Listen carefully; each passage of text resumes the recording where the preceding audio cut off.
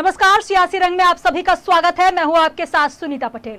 सियासी रंग हमारा विशेष कार्यक्रम जिसमें हम बात करते हैं उन खबरों की जो राजनीति के गलियारों में दिन भर रही सुर्खियों में और तेज होती गई आरोप प्रत्यारोप की जंग, यानी सियासी रंग।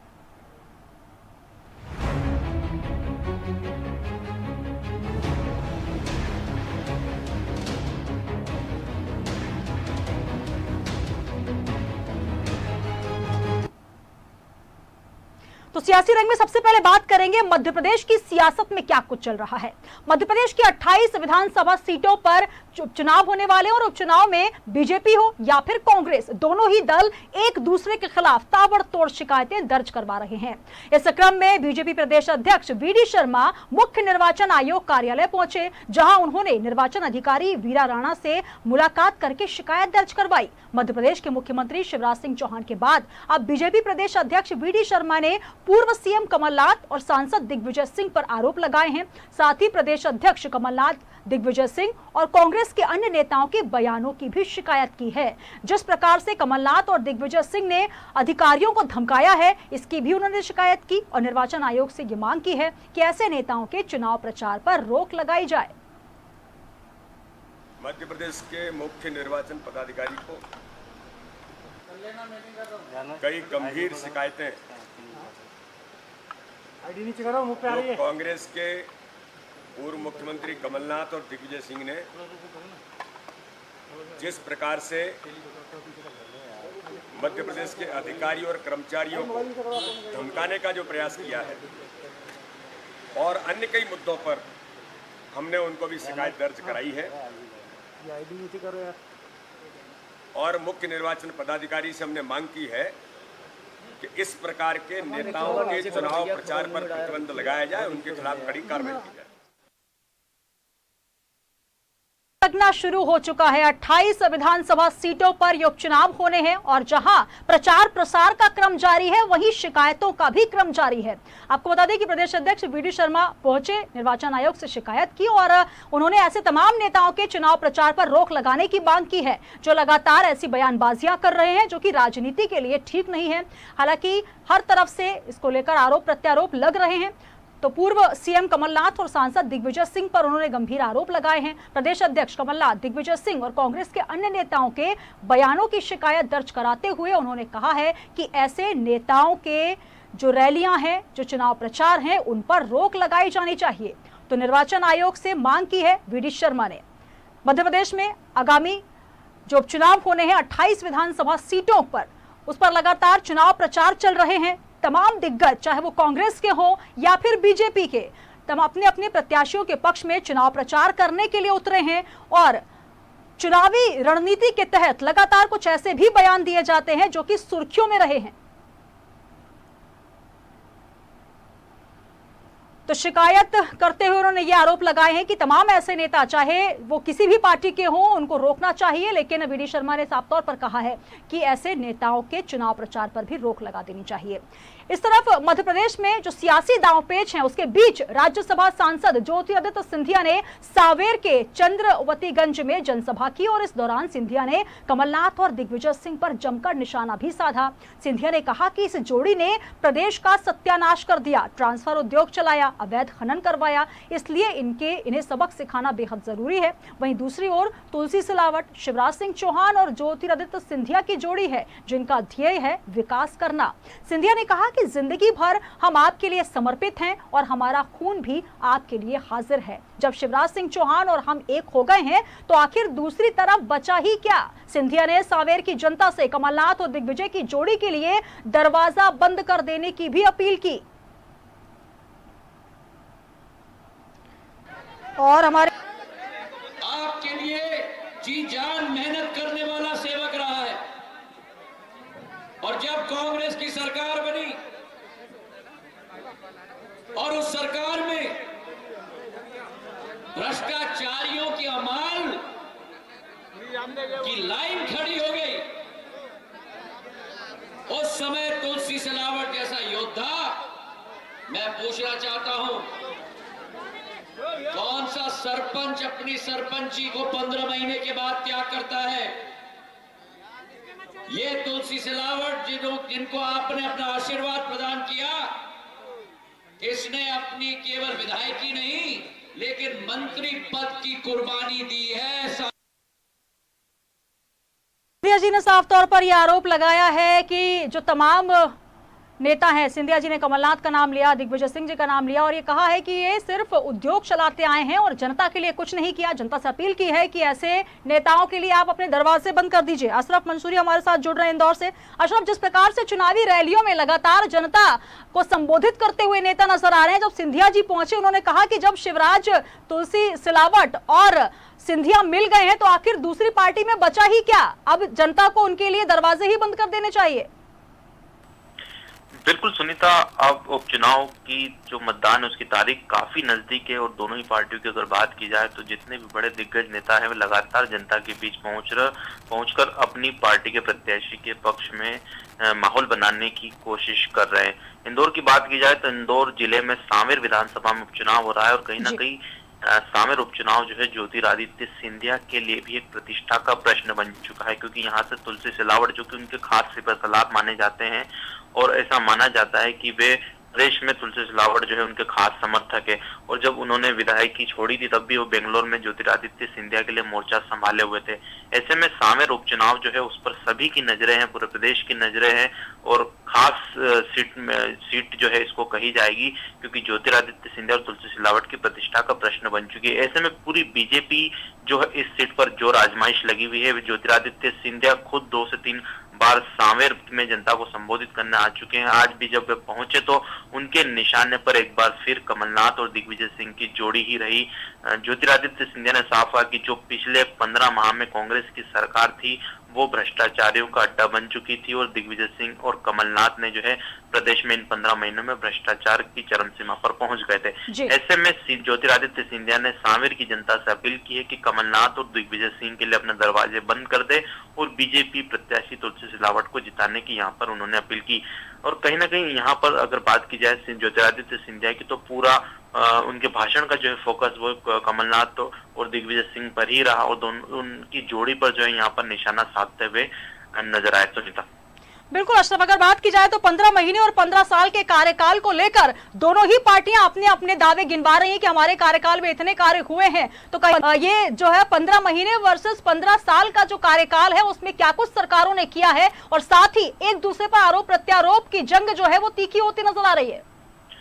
बिल्कुल सुनीता, अब वक्त काफी कम बचा है। ऐसे में दोनों ही पार्टी के नेता जो है अपने लिए वोट की जो है मनवार करते हुए नजर आ रहे हैं। अगर कांग्रेस पार्टी की बात की जाए तो वे लगातार यही आरोप लगाते रही है कि पिछले 15 महीने में जिस तरह से कमलनाथ सरकार ने काम किया था, चाहे वो शुद्ध के खिलाफ युद्ध अभियान हो या दूसरे जो अभियान चलाए गए थे उनकी बात की जाए, वहीं दूसरी तरफ बीजेपी लगातार ये दावा कर रही कि जो पिछले 15 माह की कमलनाथ सरकार थी उसमें भ्रष्टाचार काफी हद तक हुआ और जो जिस तरह से लगातार बीजेपी के नेता ये भी आरोप लगाते रहे कि कमलनाथ ने वल्लभ भवन को दलालों का अड्डा बना दिया था। ऐसे में दोनों ही पार्टियों के नेताओं की अपनी अपनी बातें हैं और जब चुनाव है तो चुनाव की अगर बात की जाए उपचुनाव की तो यहाँ पर जनता दोनों ही पार्टियों के नेताओं की जो बातें हैं और जो वादे हैं उनको सुन रही है।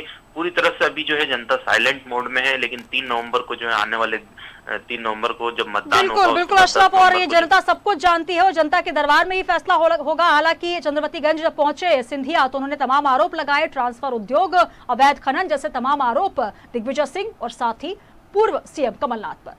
बहुत शुक्रिया हमारे साथ जुड़ने के लिए।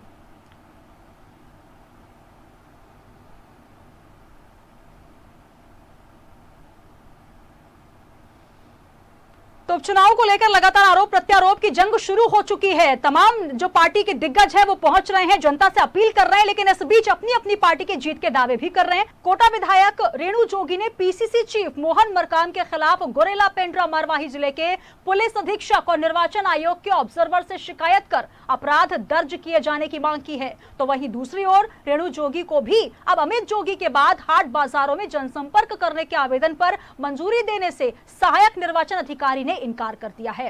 रेणु जोगी ने शिकायत करते हुए कहा कि पीसीसी चीफ मोहन मरकाम के द्वारा अपनी चुनावी सभाओं में उनके पति स्वर्गीय अजीत जोगी को नकली, फर्जी और पाखंडी जैसे अपशब्दों का उपयोग करके लगातार अपमानित किया जा रहा है और किसी की मौत के बाद इस तरह का अपमान करना कांग्रेस की स्तरहीन राजनीति का परिचायक है।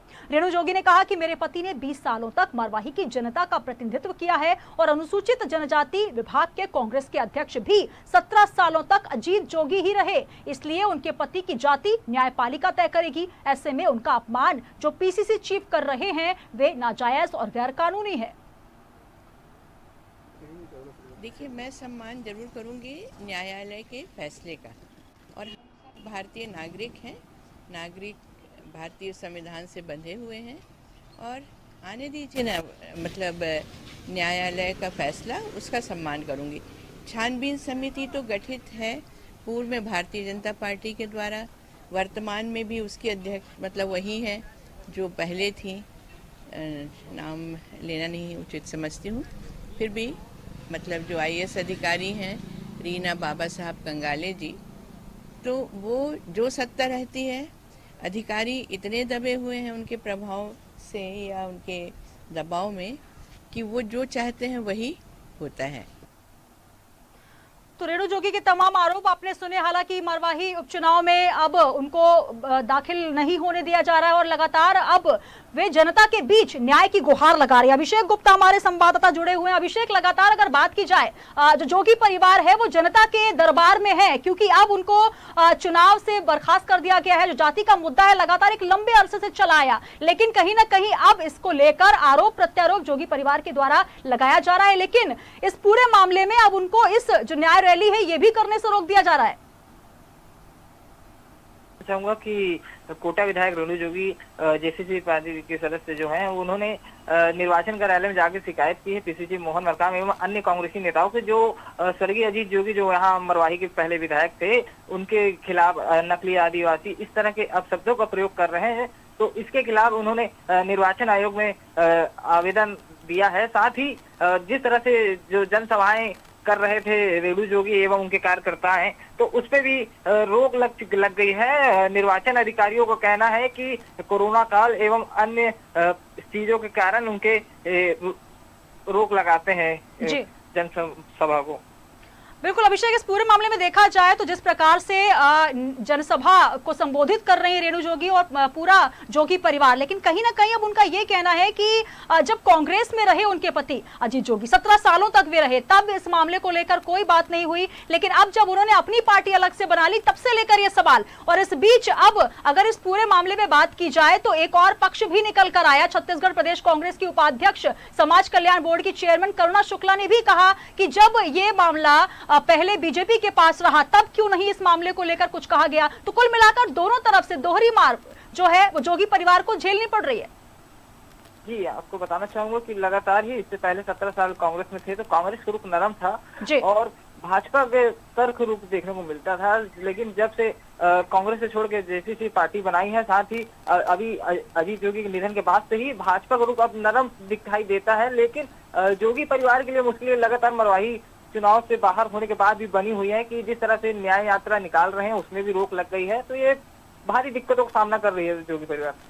बिल्कुल, तो शासन या कांग्रेस का निर्णय वे नहीं मानती, ये कहना है रेणु जोगी का, और रेणु जोगी अब इस निर्णय को स्वीकार करेंगी या नहीं। लेकिन लगातार इस उपचुनाव के बीच लगातार जोगी परिवार की उपस्थिति जनता के दरबार में देखी जा रही है। बहुत शुक्रिया हमारे साथ अभिषेक, जुड़े रहिएगा। मरवाही की ही दूसरी खबर पर हम बात करेंगे। तो मरवाही में चुनाव प्रचार में पहुंचे सभी नेता अपनी अपनी जीत के दावे कर रहे हैं। कांग्रेसी नेताओं का दावा यह है कि मरवाही में कांग्रेस भारी वोटों से जीत दर्ज कराने जा रही है। यहां प्रचार करने पहुंची राज्यसभा सांसद छाया वर्मा ने दावा किया है कि मरवाही में कांग्रेस का अच्छा माहौल है और यहां कांग्रेस प्रत्याशी भारी बहुमत से जीत दर्ज कराएंगे। तो वहीं जिले में कांग्रेस का मोर्चा संभाले राजस्व मंत्री ने तो यहां तक दावा कर दिया कि वोटों से पहले ही हम गिनती बता देंगे कि कितने वोटों से हमारी जीत होगी। वहीं पीसीसी चीफ मोहन मरकाम ने कहा कि मरवाही में जबरदस्त उत्साह देखने को मिल रहा है और कांग्रेस की नीतियों और सरकार की योजनाओं से जनता में उत्साह बना हुआ है। मैं नामांकन के दिन भी आई थी और जो ग्राम पंचायत की मुझे जिम्मेदारी मिली हुई है उसमें मैं डोर टू डोर प्रचार करने के बाद 3 दिन के बाद मैं रायपुर गई, फिर आई हूँ। अभी चुनाव के मतदान आखिरी तारीख तक रहूंगी। मुझे तो पूरा माहौल, लोगों से चर्चा या लोगों से जानकारी, लोगों से बातचीत करके ये लग रहा है कि माहौल पूरी तरह से कांग्रेस के पक्ष में है और हमारा जो प्रत्याशी है वो प्रचंड बहुमत से विजयी होगा। देखिए, जबरदस्त उत्साह है। यहाँ के सभी नागरिक, यहाँ की जनता लगातार हमारी बातों को सुन रहे हैं और कांग्रेस पार्टी की नीतियों, सरकार की योजनाओं से प्रभावित हुए हैं। हमें लगता है जो बीजेपी के प्रत्याशी है डॉक्टर गंभीर सिंह, इस गांव से भी हम लीड करेंगे ऐसा। मगर जो हमें सूचना मिली है, जो भी यहाँ से मरीज जाते थे उनके साथ भी अन्याय किया है। उनकी सेवा न करके अनाप शनाप रेट में, यहाँ तक कि कोई किसी की डेथ हो गई थी और उनको जब तक पैसा नहीं दिया गया उनको। तो मरवाही उपचुनाव की जंग में तमाम दिग्गज डेरा डाले हुए हैं। लगातार चुनाव प्रचार की रैलियां चल रही हैं और इस बीच प्रचार करने पहुंची राज्यसभा सांसद छाया वर्मा, जिन्होंने अपनी जीत का दावा किया है। तो कांग्रेस के तमाम नेता ये दावा कर रहे हैं कि कांग्रेस की ही जीत मरवाही उपचुनाव में होगी। अभिषेक गुप्ता हमारे साथ जुड़े हुए हैं। अभिषेक, लगातार अगर बात की जाए कांग्रेस का पलड़ा हालांकि भारी जरूर नजर आ रहा है। एक उत्साह की बात की जाए तो कांग्रेस कार्यकर्ताओं में उत्साह भी देखा जा रहा है, लेकिन अभी से ही अपनी जीत के जो दावे किए जा रहे हैं, कितनी सच्चाई आपको नजर आ रही है मरवाही उपचुनाव में? जी, बताना चाहूंगा कि जिस तरह से राज्यसभा सांसद छाया वर्मा चाहे ने कहा हो कि भारी मतों से जीतेंगे, या फिर बात करें राजस्व मंत्री एवं या पीसीसी चीफ मोहन मरकाम की, इनके बयानों से तो ये साफ जाहिर हो रहा है कि मरवाही पे अपनी जीत के लिए पूर्णतः भरोसा दिखा रहे हैं। लेकिन यहाँ पे आप भी जानते होंगे कि टीएस सिंहदेव का भी एक बयान आया था जिसमें उन्होंने कहा था कि जो भी वोटर्स यहाँ फैसला करेंगे कि कांग्रेस जीतती कि भाजपा। तो ये साफ है कि भाजपा भी मैदान में उतरी है तो वो भी कड़ी टक्कर कांग्रेस को देगी। और ये आत्मविश्वास दिखाते हुए जो कांग्रेस नेता बयान दे रहे हैं, तो इनके बात पे कितना मोहर लगती है ये तो 10 नवंबर को ही पता चल पाएगा। बिल्कुल अभिषेक, अगर बात की जाए तो उत्साह तो देखा जा रहा है, बात कर रहे हैं कि जनता में उत्साह है, लेकिन अति उत्साही जो है वो कांग्रेस के ही नेता नजर आ रहे हैं। ये तक कह दिया गया राजस्व मंत्री जी के द्वारा कि मैं तो वोट की गिनती भी करके बता सकता हूँ, हालांकि अभी तक वोट डले नहीं है। जी, उनसे हमने सवाल भी किया तो उन्होंने अभी तक आंकड़ा ऐसा कुछ बताया नहीं कि हम इतने वोटर्स जीतेंगे। हालांकि जीत का विश्वास उन्होंने जतलाया है। अब देखने वाली बात है कि 10 नवंबर को उनकी बात पे कितना सही साबित होती है। चलिए, बहुत शुक्रिया हमारे साथ जुड़ने के लिए। तो कांग्रेस प्रत्याशी भारी बहुमत से जीत दर्ज कराने की बात कर रहे हैं और ये भी कहा जा रहा है कि कांग्रेस का पलड़ा भारी है। हालांकि वोट से पहले ये बताना बेहद जो है नामुमकिन है, क्योंकि जनता ही ये तय करेगी कि आखिर मरवाही उपचुनाव में किसकी जीत दर्ज होगी। चलिए अब बात करेंगे उत्तर प्रदेश की राजनीति में क्या कुछ चल रहा है। बहुजन समाजवादी पार्टी के दिग्गज नेता त्रिभुवन दत्त, पूर्व केंद्रीय मंत्री सलीम शेरवानी सहित कई नेता और कार्यकर्ता सपा में शामिल हो गए हैं। कुल मिलाकर एक बड़ा झटका यहां पर बसपा को लगा है। सपा के राष्ट्रीय अध्यक्ष अखिलेश यादव ने सभी को पार्टी की सदस्यता दिलवाई। इस दौरान अखिलेश यादव ने योगी सरकार पर जमकर निशाना साधा। उन्होंने कहा कि कोरोना काल में सरकार ने अपनी पूरी जिम्मेदारी तक नहीं निभाई। पूरी दुनिया कोरोना से लड़ रही है और यूपी में टेस्ट की संख्या कम हो रही है, मरीजों को इलाज नहीं मिल पा रहा। प्रदेश में निवेश को लेकर सरकार के दावों पर भी अखिलेश ने कई सवाल उठाए। जहां हम सब लोग रह रहे हैं उनका एक ही निर्णय है कि जितने कम टेस्ट होंगे उतनी ही कम बीमारी दिखाई देगी। मुझे याद है लगातार जिस समय से कोविड-19 से लड़ना पड़ रहा है उस समय से लगातार ये बात कह रहे थे कि टेस्ट ज्यादा होने चाहिए, टेस्ट लगातार हो, जिससे कम से कम पता तो लगे कि आखिरकार बीमारी कितनी है। लेकिन सरकार और सरकार के लोग न आज बीमारी से लड़ रहे हैं, न ही जो लोग अस्पताल पहुंच। तो सपा में शामिल हुए हैं बसपा के कई नेता और एक बड़ा झटका यहां पर बसपा के लिए माना जाएगा, क्योंकि अखिलेश यादव ने सदस्यता दिलवाई है सभी बड़े नेताओं को। राजू हमारे संवाददाता लखनऊ से हमारे साथ जुड़ रहे हैं। राजू, जिस प्रकार से बहुजन समाज पार्टी के कई दिग्गज नेता सपा में शामिल हुए हैं, अगर हम जिक्र करें, एक दूरदर्शिता देखी जाए 2022 चुनाव से पहले एक बड़ा झटका, एक बड़ी चोट बहुजन समाज पार्टी के लिए। सुनीता, बहुत अच्छा कहा आपने पहले सवाल में। सबसे पहले अगर बात करें उत्तर प्रदेश की, तो बुआ और भतीजे की जो लड़ाई है वो वर्चस्व की लड़ाई है। बुआ ने जिस तरीके से अपने भतीजे का अभी पूर्व में चुनावों में जो साथ छोड़ा था वो एक भतीजे को गवारा नहीं हुआ, जिसको देखते हुए आज अगर बात करें पार्टी के जो बहुजन समाजवादी पार्टी के दिग्गज नेता है त्रिवेंद्र दत्त, पूर्व केंद्रीय मंत्री भी रहे सलीम शेरवानी सहित कई नेताओं ने कार्यकर्ताओं ने सपा में शामिल हो गए। और सपा के राष्ट्रीय अध्यक्ष की अगर बात करें अखिलेश यादव की, तो सभी को पार्टी की सदस्यता दिलाई। इस दौरान अखिलेश यादव ने योगी सरकार पर जमकर निशाना साधा और उन्होंने कहा कि कोरोना काल में सरकार ने अपनी पूरी जिम्मेदारी नहीं निभाई।